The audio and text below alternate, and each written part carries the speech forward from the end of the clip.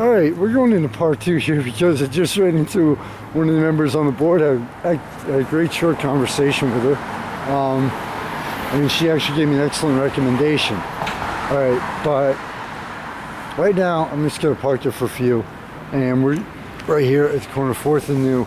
I'm going to wrap this one up. Alright, the animation block right off was to a point in the first half, almost the first half of it, was almost a letdown. There were too many silent ones in the first half, but I really have to mention one of them. It is called, and yes, I have to look at the program, Confined, or the actual name of it is Confino, and it was about this. I mean, from what I've learned and what I've seen of the silent films, right off it took you back to the silent film era where this performer did amazing things with with his hands and making shadow people, but apparently he pissed off the people in power. Not a good thing to do. So he was basically sentenced to live his life in exile as the keeper of a lighthouse. So it actually starts off with him as an old man, and you kind of get the feeling that he's going up those stairs for the last time. They don't reference it, but you know, and he's actually, closes his eyes every once in a while and remembers and looks back on his life. So, and what made it really cool is that I guess they infer that he fell in love with a woman on the mainland. They could see through through a spyglass. And at one point, the light from the lighthouse, the main beam, gets jammed and it's focused on the town. So what he decides to do is take advantage of it, and basically what he did was he did a show, one final show for the whole town. And you see people walking by and seeing it. Next thing you know, there's like seats for this thing.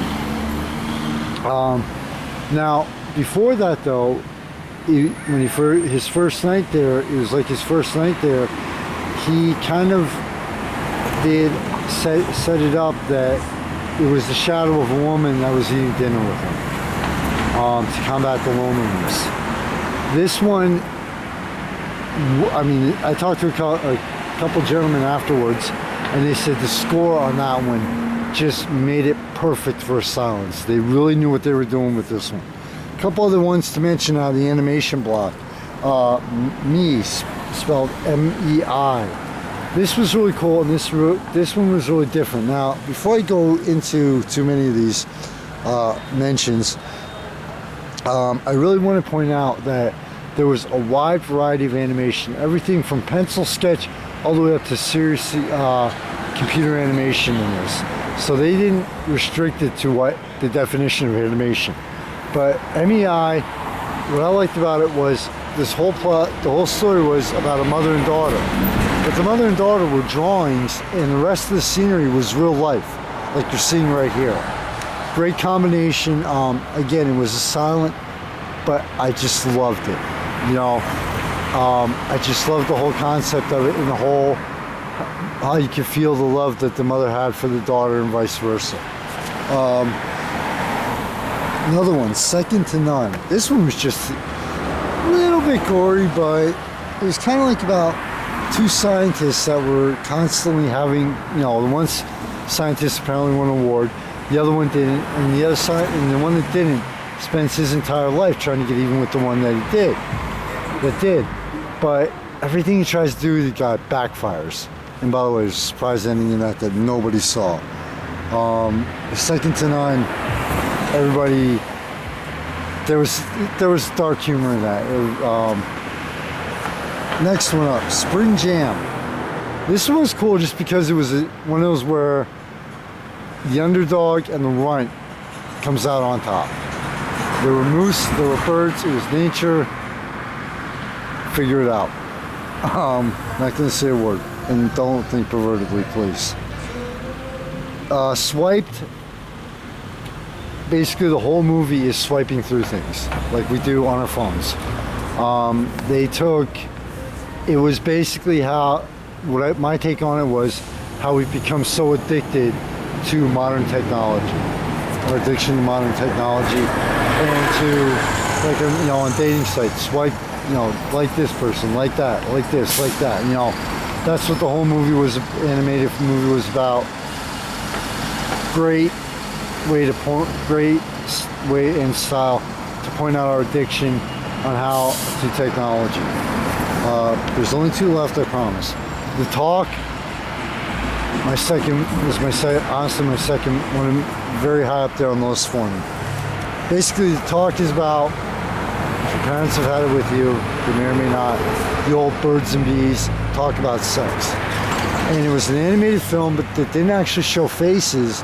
The faces were blank, but they had guys' voices, you know, relaying actual life experience about how their dad or their mom gave them to talk about sex. And it was actually funny at times, but at the end it really hit home for anyone who wants to be a parent or who's about to hit that stage of being a parent, where, you know, the one gentleman was like, I'm not looking forward to doing this, seriously, you know. So this hit home to real life, going back to God knows how many generations. This one, if you want to be a parent, if you're a parent, check it out. Now, my favorite was To Build a Fire. All right. It was about this guy walking through the woods with his dog. And it was, to a point, a story of survival, where he thinks he's on thin ice, sends the dog out to check it out, dog falls in, water comes out. Well, at one point, there's an Arctic blast, he falls through the ice. And he has matches with him, so he builds fires along the way. But this time, every time he tries to build a fire, something happens. The first fire he tries to build, the snow from the tree falls on him.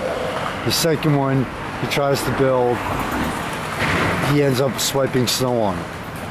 You know, and it's not a happy ending, honestly. And the really sad part about it is, in the distance, he sees this flyer going, apparently from a camera or something. All he's trying to do is reach it. You know, so the guy literally, you know, you really felt the emotion, you really felt the sadness and everything. So they conveyed the emotion of it and the drama and the story of survival perfectly in this. Animation block down, night 3. Let's just stick around for the comedy block. I have that on the agenda for tomorrow. I don't want to start doubling up. All right.